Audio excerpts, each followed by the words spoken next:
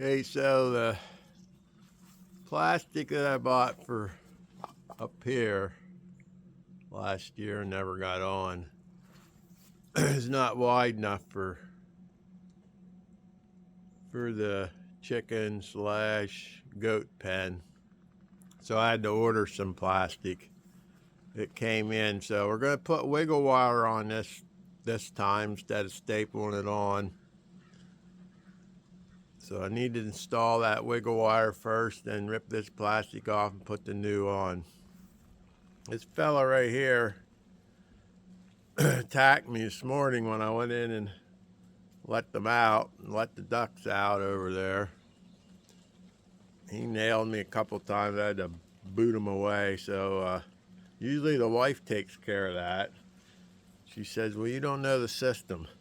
I said, well, I know the system. He does that again, he'll be in the pot. Not really. But yeah, he nailed me a couple times. He looks like he wants to do it again. Okay, well, we'll have to get him out of the way when we get inside here a little bit. But I'll get set up to start putting that wiggle wire on, and then we'll get this plastic on. Catch you later. So this video starts, I already put the track on for the wiggle wire. There's not a real good way of videoing the sides of this building, but anyway, right now what I'm doing is going back after the track was installed, and I'm going to cut this plastic off and remove it from the building and get ready to put some new plastic on. As you can see, we got helpers this whole job. There's James back there, the goat, black and white goat. He's watching to make sure I don't do anything wrong, I guess. But he'll be in and out of this video as well as the ducks up there on the right hand side. You'll see the chickens running around, and the guineas will be running around throughout the video. So I'm pulling the plastic off now from the one side, and once I get it off, we're going to get right into putting the new plastic on. You can see the top of the roof. When I built this building years ago, I had a lot of cattle panels. I actually built hoop houses out of them cattle panels to begin with when I had a nursery business run out of this homestead. And when I built this building to replace the hoop house that didn't hold up to the snow in this area, I decided I'd use those cattle panels on the roof, and then the plastic, which I had no experience with greenhouse plastic back then. I figured the plastic wouldn't sag between the roof rafters when it rained and, sag down in. Well, if you put the plastic on tight enough, it's not going to do that anyway. But as I said, I had no real experience with greenhouses back then when I built this. So, excuse me. So you'll see that cattle panel's on there, which makes it a little easier to walk around on. But it's worked out well, other than the fact that, as you're going to see here, there can be some sharp edges on it.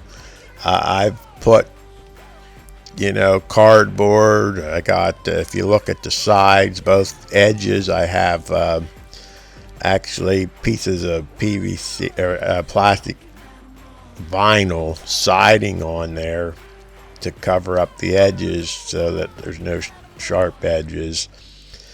But as I'm pulling this out, as those tree limbs frustrate the hell out of me, and if I had a chainsaw, I'd probably cut that down, but that one tree limb there is actually where the guineas roost at night. But anyway, working between the tree limbs, and you're going to see I bust a few of them out of the way here sooner or later because they frustrate me. But we're pulling this plastic out, trying to get it spread out, and as I pull on it, I do rip it, which is frustrating as hell, you know. Brand new piece of greenhouse plastic and you rip it right out of the gate. Like I told you in the last video, that original plastic, which was 4-year plastic, and here you're going to see me taping up the rip. Sandy threw up Gorilla Tape, which is really good tape, and I'm taping up that rip, probably saying a few nice words about even ripping it. But anyway, the original greenhouse plastic, as I said in some of the other videos, was a 4-year plastic, and it was on there since, I'm thinking, 2009 or 2010. So to rip brand new plastic when you know how long it can last was a little frustrating. Almost as frustrating as them limbs I'm ripping off there. And I mean, how many times are you going to stumble over them crazy things, you know, before you take them out of the way? But and there I go again, ripping on a tree. That's something, a grown man up on top of the roof ripping on a tree. And there we get some wind, and I'm thinking, no. We don't need big gusts of wind when we're trying to do this. But luckily that didn't happen too often during this job. And Sandy gets to help me here in a minute. She's on the one side, I'm on the other side, and we're trying to get the plastic situated so that the two ends, the gable ends, you know, I bought enough to go down over the gable ends. I bought it long enough to do that, so I want to make sure that I have it pretty well, that both ends get covered. Now I'm on the left-hand side where you can't see me, starting to put the wiggle wire in, and it's actually a higher side. You got to work off the ladder somewhat sometimes.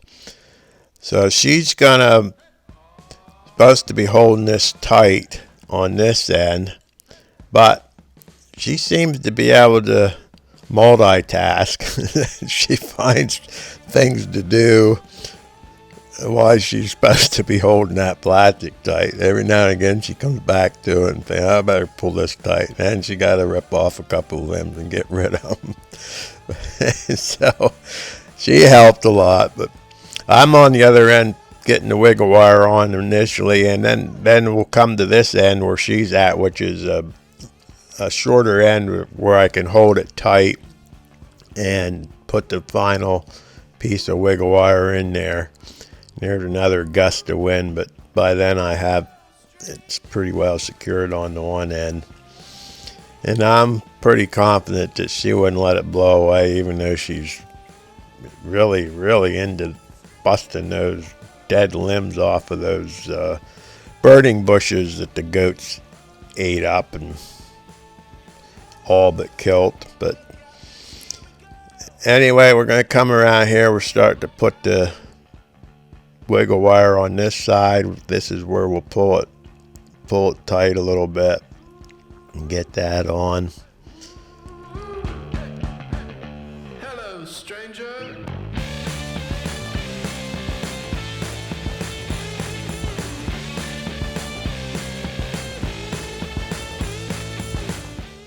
She goes in front of me and keeps it pulled as tight as we can while I put it on. And of course she has a helper in back of her that's just willing to jump in anytime we need an extra paw or horn or whatever it might be. Oh, James is just right there willing to give us a helping hand anytime he seems to think it's needed.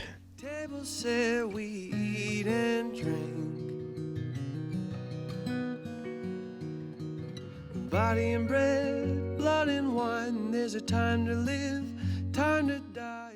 Jesse, the brown goat in the background, he don't really care one way or another what's going on in here. I mean, he's probably more interested in what James doing than what I'm doing. And of course, as you've seen, they both took off when she took off, because they're both more interested in what she does than what I do.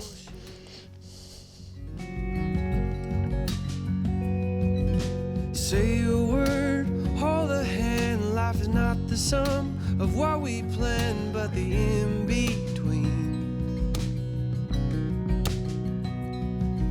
This miracle of human life and the body and time that we occupy, it is all together sacred. Slow down and listen for a heartbeat. Now I'm going to come around and cut off the excess plastic on the sides because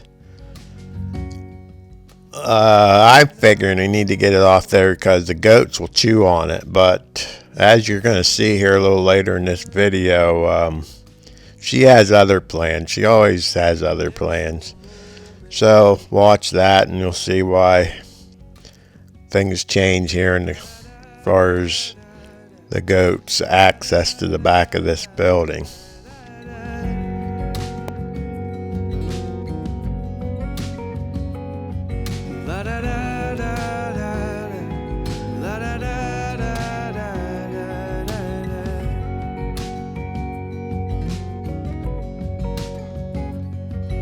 Tomorrow's still a mystery. Don't worry about what you wear or eat. Just stop and smell the roses. Nothing here is guaranteed, but the love surrounds. She's telling me that she wants to do something with the fencing out back so that the goats can't get behind the building anymore. She's always on the next job. Before the first job's over, she has plans for something else. As you can see, usually I'm not in agreement with what she wants to do, but you know how that goes. We end up doing it. And don't tell her, but this was a good idea because those goats just destroyed those burning bushes, and they were chewing on the plastic in the back of the building because it was so low. I had to end up taking the plastics off the side and using boards so that they wouldn't chew the sides off of it. So this was a good idea, although I'm not going to let her know she had a good idea. But anyway, we're changing the fencing around to block off that back section to the goats, in which then will open it up for the chickens. So that's what we're doing right now in this part of the video. See the beauty that is woven in every single moment.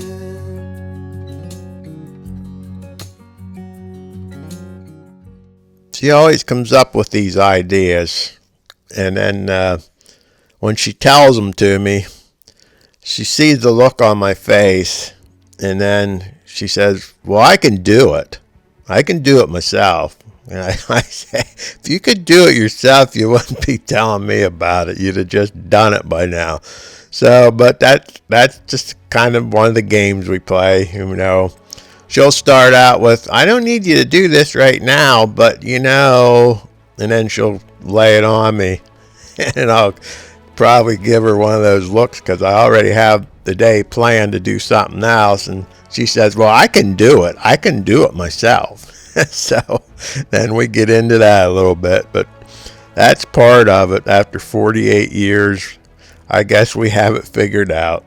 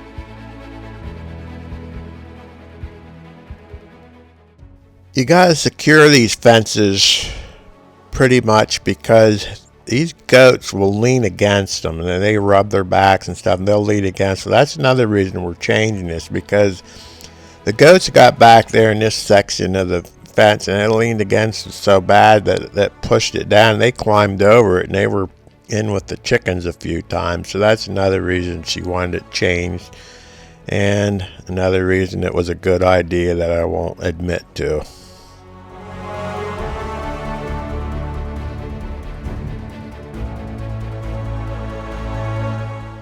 You can see the chickens took over. It didn't take long for chickens to take over, and you can see the guinea up there just going nuts. Well, I used to be able to get back there. What the heck is going on now? He's not going to have any trouble flying over there and getting where he wants to be, but he's a little confused at this point.